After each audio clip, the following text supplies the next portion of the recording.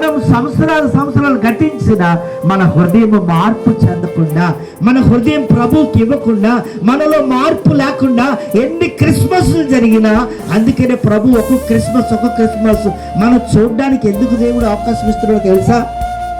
ఇప్పుడు లోకాన్ని చూస్తే మనకే అనిపిస్తుంది, దేవుడు ఎందుకు రాలేదు, అసలు దేవుడు మొత్తం తుడిచేస్తే బాగుంది అనిపిస్తుంది మనం అనుకుంటాం. కానీ ఆయన ప్రేమ చూపించి మనం ఇంకా రక్షించబడాలి, ఇంకా మనం దేవుళ్ళకి రావాలని, ఆయనలోకి పరిపూర్ణంగా రక్షించబడాలని మనకి ఏం చేస్తాడండి?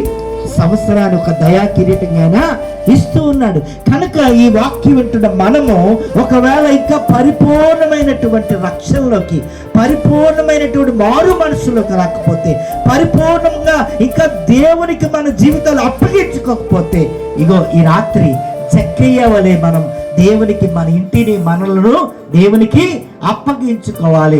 అప్పుడే మన ఇంటికి రక్షణ, అప్పుడే మన ఇంటికి క్రిస్మస్ ఆరాధన. దేవుని స్తోత్రం కలుగును గాక.